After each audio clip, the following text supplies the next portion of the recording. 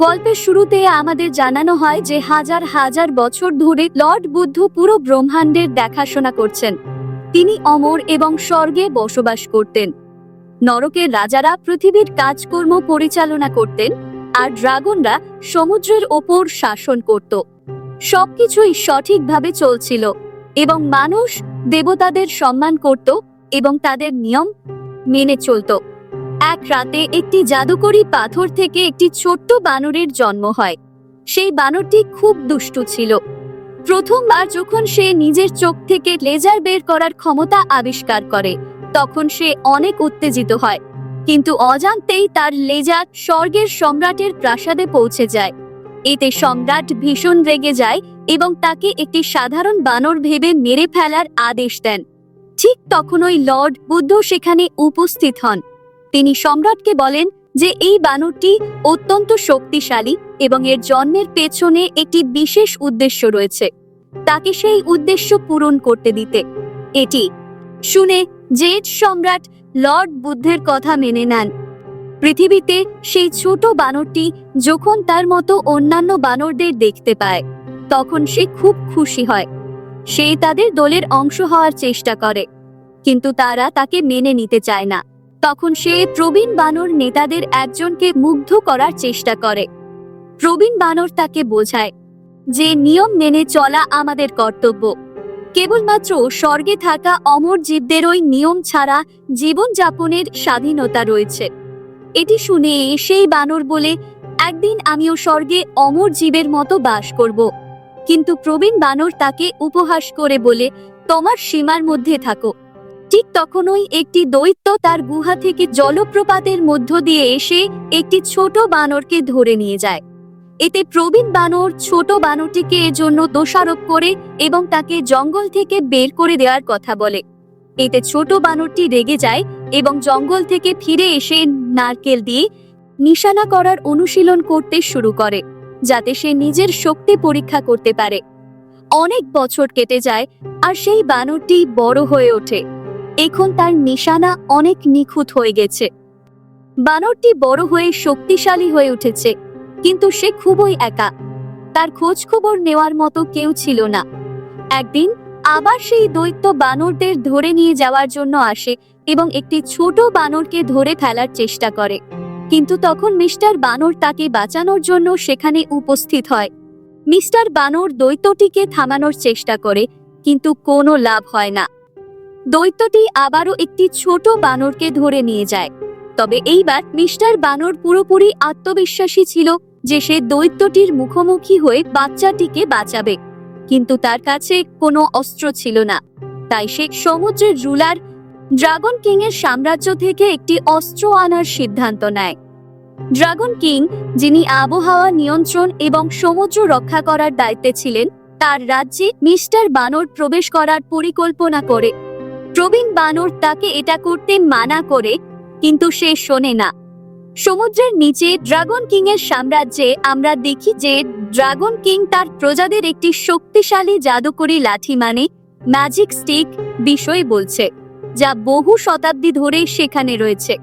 Dragon king চেয়েছিল সেই জাদুকরী লাঠি তাকে আরো শক্তিশালী করে তুলুক, যাতে সে তার ক্ষমতা দিয়ে পুরো পৃথিবী শাসন করতে পারে। ঠিক তখনই মিস্টার বানর চুপি চুপি সেই লাঠি নিতে আসে। লাঠিটি মিস্টার বানরের সঙ্গে কথা বলতে শুরু করে এবং জানায় যে সে হাজার হাজার বছর ধরে একজন শক্তিশালী জীবের অপেক্ষায় আছে। মিস্টার বানরের হাত ধরতে লাঠিটি তার আকার ছোট করে ফেলে। এরপর মিস্টার বানর লাঠিটি নিয়ে সমুদ্র থেকে বেরিয়ে আসে। যখন ড্রাগন কিং জানতে পারে যে একটি বানর তার জাদুকরী লাঠি চুরি করেছে, তখন সে স্বর্গের সম্রাটের সঙ্গে যোগাযোগ করে। কিন্তু লর্ড বুদ্ধ আগেই সম্রাটকে বলেছিলেন যে এতে হস্তক্ষেপ না করতে, তাই ড্রাগন কিং এর সাহায্যের অনুরোধ প্রত্যাখ্যান করা হয়। এদিকে জাদুকরী লাঠি পাওয়ার পর মিস্টার বানর দৈত্যের গুহায় ফিরে যায়। সে সেখানে ছোট বানরটিকে বাঁচাতে সক্ষম হয়। এবার তার হাতে এই জাদুকরী লাঠি থাকায় সে দৈত্যটিকে পরাজিত করে এবং তাকে সরাসরি স্বর্গে পাঠিয়ে দেয়। তার এই সাহসিকতা দেখে সমস্ত বানর তাকে খুব সম্মান করতে শুরু করে। সব বানর মিস্টার বানরের সাহসিকতায় এতটাই মুগ্ধ হয় যে তারা তাকে বানর রাজা বা মাঙ্কি কিং উপাধি দেয়। কিন্তু প্রবীণ বানর তাকে সতর্ক করে বলে এই জাদুকরী অস্ত্র কেবল অমরদের জন্য ব্যবহারের উপযুক্ত। তা শুনে মাঙ্কি কিং স্বর্গে গিয়ে অমরত্বের দাবি করার সিদ্ধান্ত নেয়। প্রবীণ বানর তাকে বলে, তারা কখনোই তোমার কথা শুনবে না। যদি তুমি শত শত দৈত্যকে পরাজিত করো, তখনই তারা তোমার দিকে নজর দেবে। এটি শোনার পর মাঙ্কি কিং 100টি দৈত্যকে পরাজিত করার প্রতিজ্ঞা করে এবং যাত্রা শুরু করে। তার যাত্রায় মাঙ্কি কিং একে একে অনেক দৈত্যের মুখোমুখি হয় এবং 99টি দৈত্যকে পরাজিত করে। অবশেষে 100তম দৈত্যের সন্ধানে সে একটি গ্রামে পৌঁছায়। সেখানে সে জানতে পারে যে একটি দানবী মেয়ে গ্রামবাসীদের ভয়ভীতির মধ্যে রেখেছে। তবে মাঙ্কি কিং আত্মবিশ্বাসী ছিল যে সে এই দানবীকেও পরাজিত করতে পারবে। ঠিক তখনই লাইনা নামের একটি ছোট মেয়ে তার কাছে আসে এবং সবার সামনে তার প্রশংসা করে। মাঙ্কি কিং গ্রামবাসীদের সঙ্গে একটি চুক্তি করে যদি সে দানবীকে পরাজিত করতে পারে তবে তারা তার প্রতি কৃতজ্ঞতা প্রকাশ করবে এক বিশাল আতশবাজির মাধ্যমে, যাতে স্বর্গবাসীরা তার 100তম বিজয় সম্পর্কে জানতে পারে এবং তাকে অমরত্ব দিতে আসে। গ্রামবাসীরা তার প্রস্তাবে রাজি হয়। ঠিক তখনই সেই ভয়ঙ্কর দানবী সেখানে উপস্থিত হয়। মাঙ্কি কিং তাকে গ্রাম ছেড়ে চলে যেতে বলে, কিন্তু দানবী তা অস্বীকার করে এবং তারা লড়াই শুরু করে। মাঙ্কি কিং তার জাদুকরী লাঠি ব্যবহার করে দানবীর আক্রমণগুলো প্রতিহত করে এবং ক্রমাগত তার পরিকল্পনা ব্যর্থ করে দেয়। তবে মাঙ্কি কিং এর কিছু অসাবধানতার কারণে গ্রামের ঘরবাড়িতে আগুন ধরে যায়। শেষ পর্যন্ত মাঙ্কি কিং তার জাদুকরী লাঠির সাহায্যে দানবীকে ফাঁদে ফেলে পাতালে পাঠিয়ে দেয়। এটি দেখে লাইনা মুগ্ধ হয় এবং মাঙ্কি কিংকে অনুরোধ করে তাকে দত্তক নিতে, কারণ তার কোনো পরিবার নেই। তবে মাঙ্কি কিং এর অসাবধানতার কারণে গ্রামের একটি আতশবাজির দোকানে আগুন ধরে যায় এবং বিশাল বিস্ফোরণ ঘটে।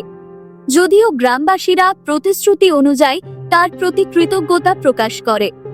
অল্প সময়ের মধ্যেই স্বর্গ থেকে কোনো অমর ব্যক্তি তাকে নিতে আসবে মাঙ্কি কিং এই আশায় ছিল, কিন্তু এমন কিছুই ঘটে না। এই পর্যায়ে মাঙ্কি কিং উপলব্ধি করে যে কেউই আসবে না। এদিকে আমরা ড্রাগন কিংকে দেখতে পাই। তিনি মাঙ্কি কিং এর কাছ থেকে তার জাদুকরী লাঠি পুনরুদ্ধার করতে সমুদ্র থেকে তার 2 সঙ্গী নিয়ে আসে। ড্রাগন কিং মাঙ্কি কিং এর কাছে এসে ভদ্রভাবে তার লাঠি ফেরত দেওয়ার অনুরোধ করে, কিন্তু মাঙ্কি কিং তা করতে অস্বীকৃতি জানায়। তখন ড্রাগন কিং এর সঙ্গীরা লাঠি চুরি করার চেষ্টা করে এবং পালিয়ে যেতে থাকে। মাঙ্কি কিং তাদের পেছনে তাড়া করে এবং শেষ পর্যন্ত তাদের কাছ থেকে লাঠি উদ্ধার করতে সক্ষম হয়। তবে তখনই এক তুষারধসের কারণে লাঠি নিচে পড়ে যাওয়ার উপক্রম হয়, কিন্তু ঠিক সময়মতো লাইনা তা রক্ষা করে। এরপরও মাঙ্কি কিং লাইনাকে নিজের সঙ্গে রাখতে রাজি হয় না। মাঙ্কি কিং ভাবে, সম্ভবত স্বর্গের অমর জীবরা আমাকে নিতে আসছে না, কারণ আমি নিজেই এখনো অমর হতে পারিনি। লাইনা তাকে বলে, আমি এতে তোমাকে সাহায্য করতে পারি। মাঙ্কি কিং এর জাদুকরী লাঠি তাকে জানায় যে অমর হতে হলে তাকে প্রথমে পাতালের দরজায় পৌঁছাতে হবে, তবে তার আগে তাকে কবরস্থানে যেতে হবে। মাঙ্কি কিং পড়তে জানতো না, তাই সে কবরস্থানে যাওয়ার পথ চিনতে পারছিল না। লাইনা তাকে সাহায্য করে। তা দেখে মাঙ্কি কিং মনে করে হয়তো এই মেয়েটি আমার কোনো কাজে আসতে পারে। এরপর সে লাইনাকে সঙ্গে নিয়ে কবরস্থানে পৌঁছায়। তার জাদুকরী লাঠি যে কোনো জগতে যাওয়ার পথ খুলতে পারত। সেই ক্ষমতা ব্যবহার করে তারা পাতালে পৌঁছে যায়। সেখানে মাঙ্কি কিং লাইনাকে বলে, যদিও জীবিত মানুষের জন্য এখানে আসা নিষিদ্ধ, তবু আমাদের মৃত্যুর দিন ভাগ্যের খাতায় লেখা থাকে। যদি কোনোভাবে আমি সেই খাতার তালিকা থেকে আমার নাম মুছে ফেলতে পারি, তবে আমার মৃত্যু বাতিল হয়ে যাবে এবং আমি অমর হয়ে যাব। কিন্তু যখন মাঙ্কি কিং পাতালের শাসক ইয়ামাহার কাছে তার মৃত্যু তালিকা চায়, ইয়ামাহা তা দিতে অস্বীকৃতি জানায়। এরপর মাঙ্কি কিং লাইনাকে তার মনোযোগ ভিন্ন দিকে ঘোরাতে বলে এবং তালিকা চুরি করার চেষ্টা করে। তবে ইয়ামাহা ও তার সহযোগীদের ফাঁকি দিয়ে লাইনা শেষ পর্যন্ত তার কাছে পৌঁছায়। দুজনেই হল অফ রেকর্ডসে প্রবেশ করে এবং নিজেদের তালিকা খুঁজতে শুরু করে। ঠিক তখনই জোম হাজির হয় এবং তাদের থামানোর জন্য নিজের ক্লোন তৈরি করে। তা দেখে মাঙ্কি কিংও নিজের ক্লোন তৈরি করে। এরপর সেখানে তাদের মধ্যে তুমুল লড়াই শুরু হয়। লড়াইয়ের মাঝেই লাইনা মাঙ্কি কিংয়ের তালিকা খুঁজে পায়। জোম তাকে থামানোর অনেক চেষ্টা করে, কিন্তু শেষ পর্যন্ত মাঙ্কি কিং তালিকা থেকে নিজের নাম মুছে ফেলতে সফল হয়। এই ঘটনায় জোম ক্ষুব্ধ হয়ে স্বর্গের দেবতা সের সঙ্গে যোগাযোগ করে। ঠিক তখনই মাঙ্কি কিং জানতে পারে যে সে এখন শুধুমাত্র আধা অমর হয়েছে। তার অর্থ হলো সে বার্ধক্যে মারা যাবে না, কিন্তু যুদ্ধে মারা যেতে পারে। পুরোপুরি অমর হওয়ার পদ্ধতি তার থেকে লুকানোর চেষ্টা করে, কিন্তু জমের ভুলের কারণে মাঙ্কি কিং জানতে পারে যে একটি জাদুকরী বইয়ের সাহায্যে সে পুরোপুরি অমর হতে পারে। এই তথ্য পেয়ে মাঙ্কি কিং বইটি চুরি করে পাতাল থেকে পালিয়ে যায়। বই থেকে সে জানতে পারে যে পুরোপুরি অমর হতে গেলে তাকে একটি জাদুকরী ফল খেতে হবে, যা একটি জাদু বাগানে পাওয়া যায়। মাঙ্কি কিং সেই বাগানের উদ্দেশ্যে যাত্রা শুরু করে। এই সময় লাইনার আসল পরিচয় আমরা জানতে পারি। জানা যায় সে ড্রাগন কিং এর জন্য কাজ করছে। ড্রাগন কিং তাকে মাঙ্কি কিং এর জাদুকরী লাঠি চুরি করার দায়িত্ব দিয়েছে। লাইনার গ্রামে দীর্ঘ সময় বৃষ্টি না হওয়ায় ফসল নষ্ট হয়ে গেছে। একদিন ড্রাগন কিং যখন সেই এলাকায় আসে, তখন লাইনা তার কাছে গ্রামে বৃষ্টি দেওয়ার জন্য প্রার্থনা করে। ড্রাগন কিং তাকে সাহায্য করার বদলে তার জন্য কাজ করার শর্ত দেয়। ড্রাগন কিং জানতো যে মাঙ্কি কিং তার লাঠি থেকে কখনোই আলাদা হয় না, তাই লাইনার মাধ্যমে মাঙ্কি কিং এর কাছ থেকে লাঠি চুরি করানোর পরিকল্পনা করে। যখন ড্রাগন কিং জানতে পারে যে মাঙ্কি কিং অমর হওয়ার জন্য জাদু বাগানে যাচ্ছে, তখন সে লাইনাকে শুধু তাকে বাগানে নিয়ে যাওয়ার আদেশ দেয়। লাইনা মাঙ্কি কিং এর কথা মেনে বইয়ের দেওয়া মানচিত্র অনুযায়ী জাদু বাগানের দিকে রওনা হয়। এই সময় ড্রাগন কিং তার দুই সহচরকে মৌমাছির ছদ্মবেশ দেয় এবং তাদের পরিকল্পনা মতো বাগানে পাঠায়। ড্রাগন কিং একমাত্র একটি গাছে বিষ মেশায়, যাতে সেই গাছের ফল খেলে মাঙ্কি কিং অজ্ঞান হয়ে পড়ে। তারপর সে সহজেই তার জাদুকরী লাঠি ছিনিয়ে নিতে পারবে। তবে ড্রাগন কিং এর এই পরিকল্পনা ব্যর্থ হয় এবং সে নিজেই তার ফাঁদে পড়ে যায়। বিষের প্রভাবে সে ঘোরের মধ্যে পড়ে এবং কাবু হয়ে চলে যায়। এদিকে মাঙ্কি কিং সেই বিষাক্ত ফল খেয়েও পুরোপুরি অমর হতে পারে না, কারণ বই অনুযায়ী অমর হওয়ার জন্য বিশেষ এক অমৃত প্রয়োজন, যা স্বর্গের অমৃত বিভাগের প্রধান জাদুকর্ণী ওয়াংমো তৈরি করতে পারে। এই তথ্য জানার পর মাঙ্কি কিং ও লাইনা স্বর্গে পৌঁছায়। তারা গোপনে ওয়াংমোর প্রাসাদে ঢুকে পড়ে, কিন্তু ভুল করে মাঙ্কি কিং এমন একটি জাদু পানীয় খায়, যার ফলে সে টেলিপোর্ট হয়ে একটি কারাগারে বন্দী হয়ে যায়। এই সুযোগে লাইনা সহজেই তার লাঠি নিয়ে পালাতে পারত, কিন্তু সে তা না করে মাঙ্কি কিং এর পাশে থাকার সিদ্ধান্ত নেয়। তাদের কাছে ওয়াংমোর তৈরি অমৃত না থাকায় তারা নিজেরাই অমৃত তৈরি করার চেষ্টা করে। ঠিক তখনই ওয়াংমো সেখানে এসে হাজির হয় এবং তাদের মধ্যে তুমুল লড়াই শুরু হয়। লড়াই চলাকালীন লাইনার নির্দেশনায় মাঙ্কি কিং অমৃত প্রস্তুত করতে সফল হয়, কিন্তু ওয়াংমোর আক্রমণে সেই অমৃত নষ্ট হয়ে যায়। ওয়াংমো মাঙ্কি কিংকে তার প্রাসাদ থেকে ফেলে দেয় এবং লাইনার কাছে লাঠি রেখে চলে যেতে বলে, কিন্তু মাঙ্কি কিংকে বিপদে দেখে লাইনা লাঠি তাকে ফিরিয়ে দেয়। লাঠি হাতে পেয়ে মাঙ্কি কিং আবার শক্তি ফিরে পায়। ওয়াংমো যখন তার ওপর বজ্রপাতের আঘাত হানে, তখন মাঙ্কি কিং তার লাঠির সাহায্যে সেই আঘাত ফিরিয়ে দেয়। এতে সে আরো শক্তিশালী হয়ে যায় এবং শেষ পর্যন্ত পুরোপুরি অমর হয়ে ওঠে। এই দেখে ওয়াংমো তাকে বলে, তুমি কখনোই আমাদের মতো হয়ে উঠতে পারবে না। ক্রোধে ওয়াংমো স্বর্গের অমর যোদ্ধাদের ডেকে পাঠায়। এই পরিস্থিতিতে লাইনা মাঙ্কি কিংকে সেখানে থেকে পালানোর পরামর্শ দেয়, কিন্তু মাঙ্কি কিং তা শোনে না। সে লড়াই করার সিদ্ধান্ত নেয়। তখন লাইনা এই লড়াই থামানোর জন্য মাঙ্কি কিং এর কথা না শুনে ইচ্ছে করে হেভেনলি পিচ খায় এবং নিচে ঝাঁপ দেয়। তার বিশ্বাস ছিল যে মাঙ্কি কিং তাকে বাঁচানোর জন্য নিশ্চয়ই তার পেছনে আসবে। যথাসময়ে মাঙ্কি কিং তাকে বাঁচাতে আসে। মাঙ্কি কিং এর পরিকল্পনা ছিল সব অমর জীবদের হারিয়ে স্বর্গের শাসন নিজের হাতে নেওয়া। কিন্তু লাইনা তাকে বোঝায় সব সময় জয়ী হওয়ার মধ্যেই সুখ নেই। তুমি যদি তোমার লাঠি আমাকে দাও তবে আমি আমার গ্রামের লোকদের জীবন বাঁচাতে পারি। তবে মাঙ্কি কিং তার কথা মানে না। তখন লাইনা কৌশলে মাঙ্কি কিং এর জাদুকরি লাঠি চুরি করার চেষ্টা করে এবং তাকে চ্যালেঞ্জ দেয় পানির নিচে শ্বাস বন্ধ করে কতক্ষণ সে রাখতে পারবে। মাঙ্কি কিং তার চ্যালেঞ্জ মেনে নেয় এবং লাঠি লাইনার কাছে দিয়ে পানির নিচে যায় চ্যালেঞ্জ জেতার জন্য। তখন লাইনা লাঠি ড্রাগন কিং এর কাছে পৌঁছে দেয়। কথা জানতে পেরে মাঙ্কি কিং খুব রেগে হয়। লাইনা ক্ষমা চেয়ে নিজের পরিস্থিতি বোঝায়, কিন্তু ততক্ষণে ড্রাগন কিং লাঠি পেয়ে গিয়েছে। ড্রাগন কিং কথা রাখবে না, কারণ তার ইচ্ছা ছিল পুরো বিশ্ব জয় করা। মাঙ্কি কিং লাইনারের বিশ্বাসঘাতকতায় রেগে গিয়ে তাকে ছেড়ে ড্রাগন কিং এর মুখোমুখি হতে যায়।